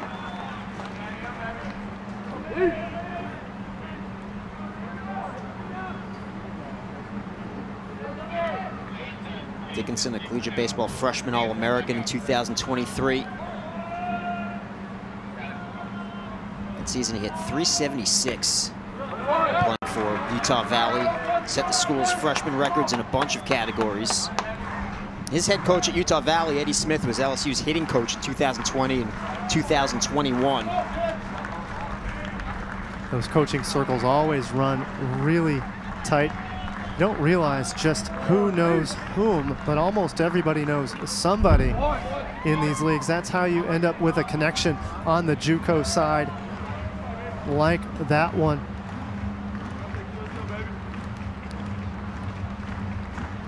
Talking a little bit more about the complete play of LSU. We had mentioned in the open, a very complete game from them in the 8-1 victory yesterday.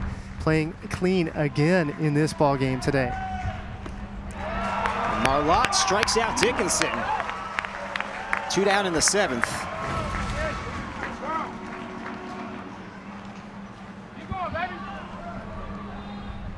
That's a tough one, not only to time up, but also that north to south movement. You got to really be perfect with that line of your barrel of the bat to make a connection there. Great pitch by Marlott for the strikeout, his 3rd of the day. 3rd for Marlott, 7th for South Carolina pitching. Looking for a 1-2-3, top of the 7th. It's strike 1 to Jake Brown. Brown's 1 for 3, a couple of strikeouts in the 2nd and the 4th. He singled, stole a base his last time up in the 5th.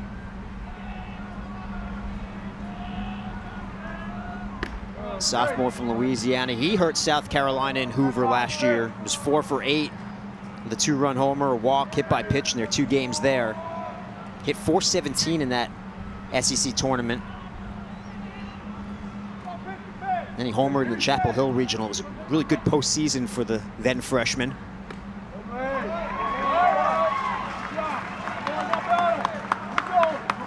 Taking on the inside corner. I think Brown believed that ball was well inside, but getting the benefit of the doubt is Marlott. So take that count to 1-2.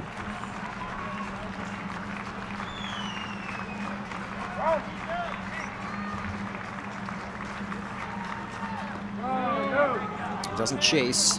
Count evens at 2-2. Battle of sophomores here, Marlott and Brown. Marlott made 21 appearances last season as a freshman for Carolina. Opponents hit just .188. It was the lowest batting average against in the team. Really impressive freshman season. That's grounded foul. Hollins with a quick scoop over there. course, the mindset is collect anything if it's in your wheelhouse. That way, anything that comes at you, you are prepared to make that play. Goes in the book as an innocent foul ball. 2-2 count, 2 outs here in the 7th.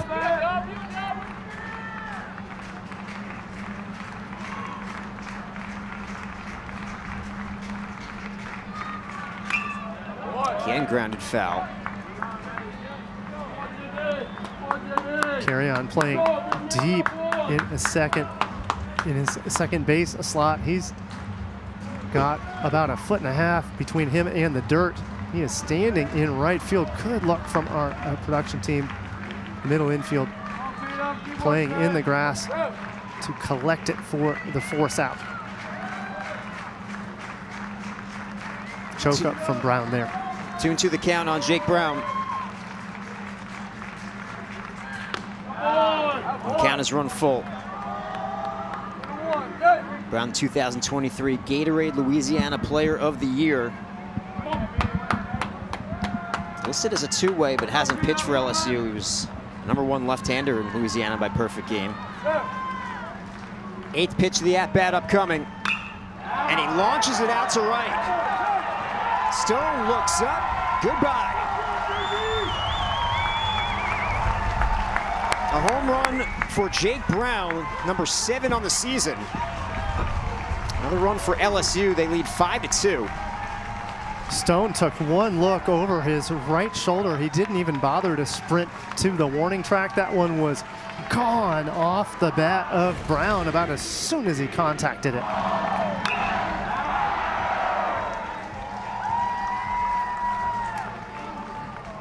Two outs, 2 strikes, and a run on the board for LSU.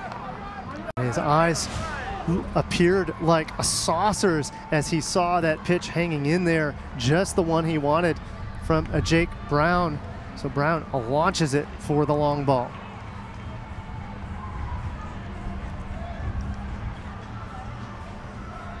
Third home run of the game for LSU.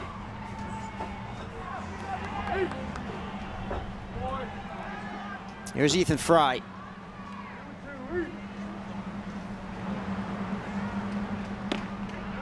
It's Ryder Garino, who was warming up at the pen for South Carolina.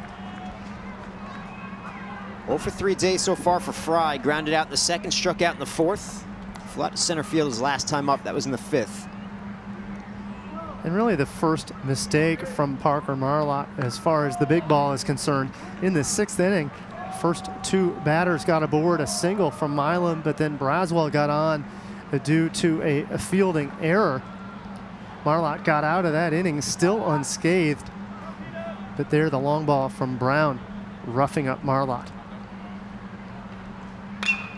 Grounded to short, and it's under the glove of Kazmar.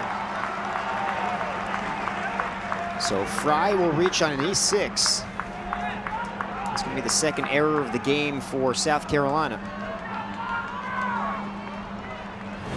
Kazmar did not get the best look on this one. You can see he simply gets beside it and then lays his glove down instead of squaring up to take it forward from his front. That is a mistake from Kazmar that he'd like to have back. So brings Coach Maneri to the mound. He's going to take the ball from Parker Marlott. We'll have a pinning the camera there. Excellent work by him all day. Braving the wind out there. 3-2. Grounded through the right side. Stanfield rounds 3rd. And he will score an RBI single for Derek Curiel. LSU takes a 6-2 lead. That's where that wild pitch hurts you. Stanfield standing on 2nd instead of 1st. So Curiel drives the ball hard into right field, allowing for the runner in scoring position in Stanfield to come around for the 6th run.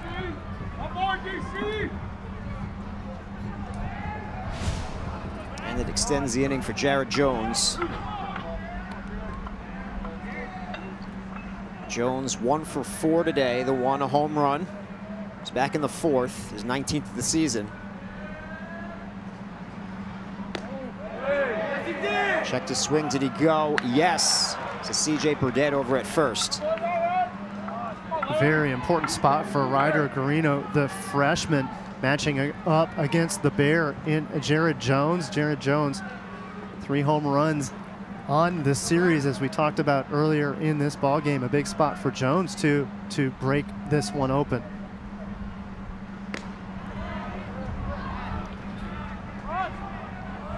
This is outside, 1-1 the count. Again, 2 through 4 batters, 3 homers, 4 driven in. They've done all the damage really for LSU. That was the case in yesterday's game as well.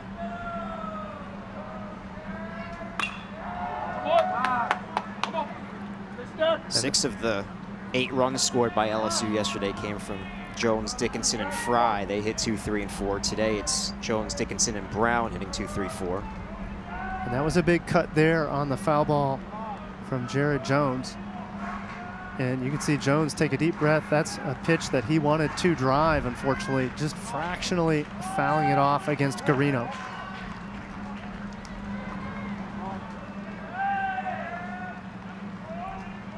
Long ball against Carolina, nothing new for Jones. 2 games in Hoover last season. He was 2 for 9 in those games, but both hits were home runs.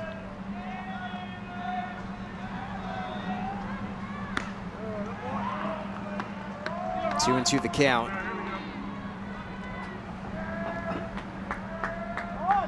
Garino has to be very careful with the 2, 3, and 4 batters here, but of course for Jared Jones, no need to get too testy. With the runner at first, there are a couple of bags to give here if you're Garino. Oh, and that's stolen by Kazmar. Takes a hit. 2 and 2 the count. Certainly a primary starter last season. This season in the lineup most of the time, or not as much as last season. 35 starts this year. In 256, a couple homers, 18 runs batted in. Getting at bat here, and that'll be his final game at Founders Park. Rolling on the field is hit by pitch. Brought in 4 with Blake Jackson.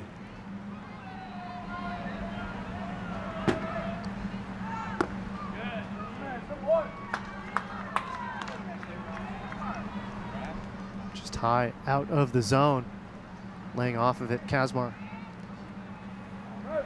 0 for 2 with a walk so far today.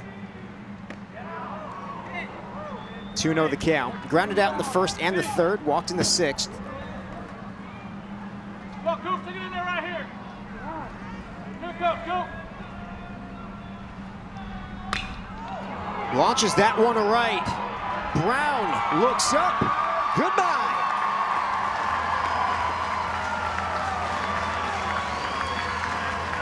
Sixth home run of the season for Henry Kazmar. Second of the game for South Carolina. They tack on another run. They now trail 6-3. By putting in the lefty, Cooper Williams, they were hoping for the matchup against the lefty, but Kazmar took a ball that was inside. If you're a lefty batting against a lefty, that inside pitch is the one that you drive hard. He did so successfully on a line into right center for the long ball.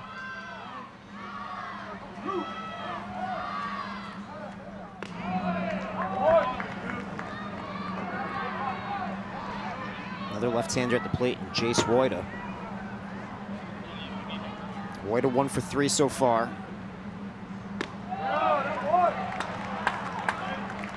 Woida with an arch of the back. He feels as though that ball was up at the letters. He wants a called ball there. Instead, well behind in the count, 0-2.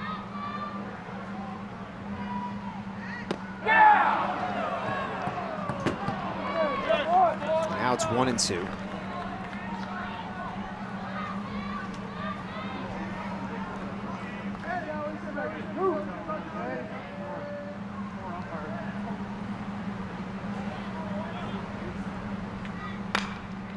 Ground to the right side into the shift. Third out of the inning. The Gamecocks get 1. Ethan Fry looking for his first hit of the game. He's 0 for 4. Missing off the outside corner. Braylon really trying to frame that one for a third pitch strike, or a third strike call. No dice, says Scott Klein will do it again.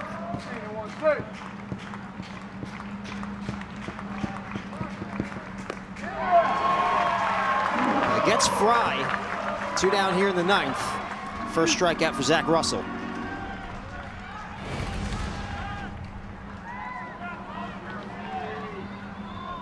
The rule for any pitcher, miss bats and pitch on the black. They're absolutely missing the bat of Fry for the strikeout.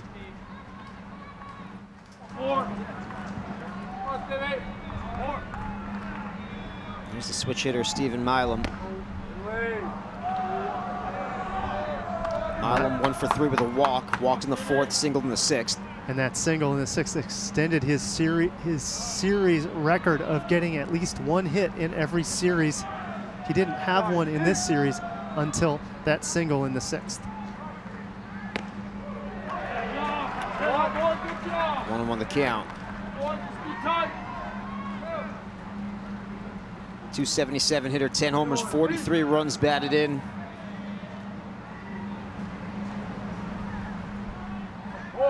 Outstanding in the field. There goes the runner. Brown caught everyone sleeping. But also that pitch well inside to Milam. That would have been the most difficult ball to play and toss over to third base. So instead, the runner 90 feet away is Jake Brown.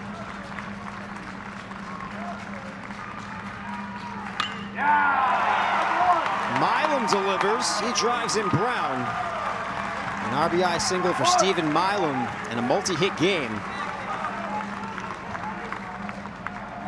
And that effort from Milam, he does good by not taking from the pages of his prior teammates. Instead of going long, he just smartly places this ball hard into right field with the runner only 90 feet away. Anything out of the infield is going to score the runner in Jake Brown. Take that lead back to 4 runs here, a 7-3 advantage for the #1 team in the country in LSU. 2 outs in the top of the 9th. Coach Maneri to the mound. And South Carolina will make a pitching change. The priority for Sweeney. Delivers strike 1, 96 to former Gamecock Michael Braswell. Braswell looking for his first hit of the day. 0 for 3, has been on base a couple times, hit by a pitch in the 3rd, reached on a fielder's choice in the 6th.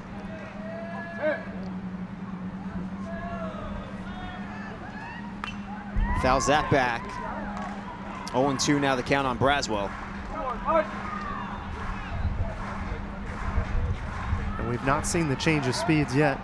Both of these in the mid-90s. We'll have to see if Sweeney comes with a changeup to change the timing of the swing from Braswell.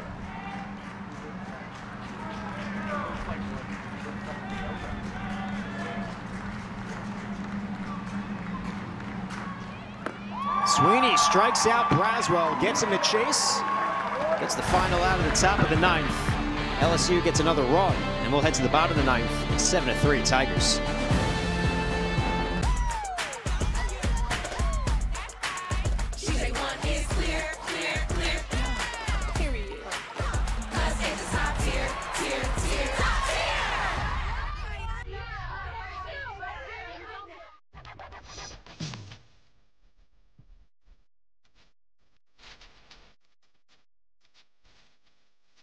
So when you're inside a role, do you destroy who you are? No, you reach into yourself. You find yourself.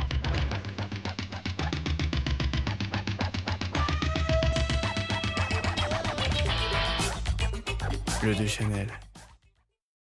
At Macy's, the fragrance destination. At Firestone Complete Auto Care, we hold our service to the highest standard. That's why we have thousands of expert ASE certified technicians nationally. We're here to change your oil, but also check on everything else on your vehicle, bumper to bumper. Call and book today. A plan. But at Corebridge Financial, we know it takes more. It takes action, like connecting with a financial professional to help guide you. Choosing retirement solutions so you can live the life you've worked for. And life insurance to protect the ones you love. Great things happen when you put your plans into action. Corebridge Financial. Action is everything. The Gamecocks need 4 here in the bottom of the 9th, trailing 7-3. They'll have 5, 6, and 7 due up against the left-hander Cooper Williams. Bo Hollins scheduled to come to the plate. He's had a good day. 2 for 3 on the day with a home run in the 4th inning. Of course, Cooper Williams charged with closing things out for the LSU Tigers. He'll at least face Hollins, who's a switch hitter, and then with righties due up, they do have a right-hander warming in the pen. We'll see how long Williams will go. I mentioned earlier, Paul, not a lot of innings in his appearances this season. 1-1 the count on the freshman Hollins. Out of River Bluff High School, 3-time All-State selection. Son of a former major leaguer and a former Gamecock, Dave Hollins. Another multi-hit game, 2 for 3.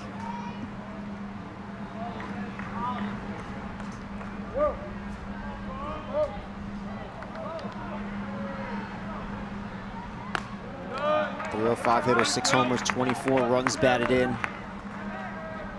Superb defender at first base. Feeling he'll find himself on an all-freshman list. Without a doubt. A strikeout victim here. And a very freshman-laden South Carolina squad, starting 3 freshmen here today. So they're looking at if you're looking at the future of South Carolina, of course, that core group of 3 players. Bat of the game from Mayshore, he's 0 for 1. Grounded out in the 7th. Pitch misses outside. Mayshore, 3-year starter at St. Mary's before transferring over to South Carolina this season. From an extensive baseball family. His dad, Damon, was an All-American in Arizona, played in the majors for the A's and the Angels. Was also first base coach for the Angels. Grandfather played for the Reds and Expos. Got an uncle who was the 3rd-round pick of the Tigers, longtime hitting coach. Baseball's in his blood.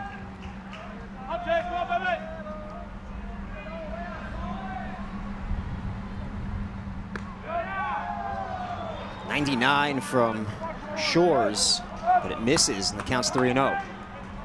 Undeterred is Mayshore. Mayshore with the perfect poker face as that 99-mile-an-hour fastball whizzed by his chin. 3-0 count to him.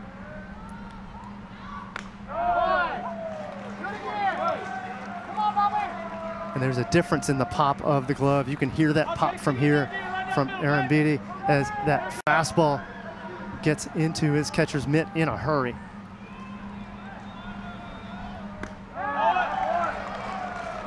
That one clocked in at 100. The count is full on Mayshore.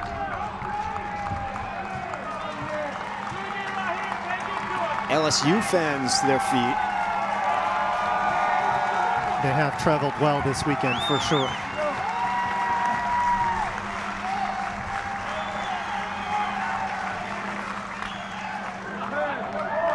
Another one, 100.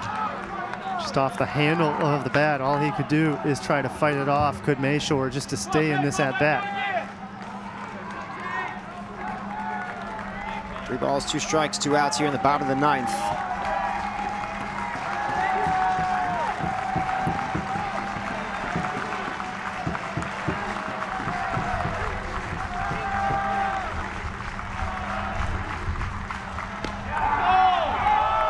misses outside. It's ball 4, so the Gamecocks have a base runner. It's a 2-out rally. Paul, it's got to start somewhere. Well, you can't come back without base runners, so it starts with Dylan Mayshore. Mayshore smartly took until he saw that a pitch that he could hit. He did foul one off, actually a couple of off in that at-bat, but taking out of the zone. So now KJ Scobie, he had heroics on a Thursday with a long ball. We'll see what he can do here. Those Thursday heroics to tie the ball game at 5 apiece in the 9th inning. They would later go on to score on a wild pitch to push the winning run around on the walk-off. Dalton Mayshore takes his lead off first. 1-0 the count on KJ Scobie.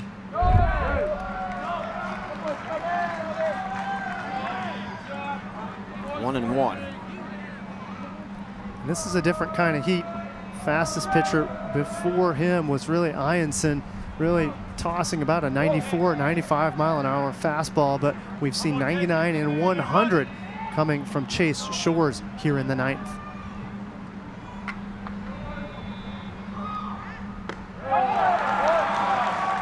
Goes one past Scobie.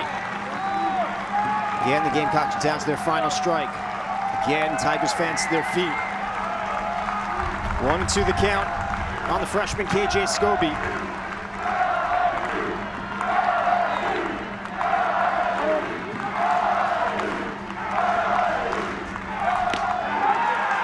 And Shores strikes out Scobie. 100 on the gun from Chase Shores.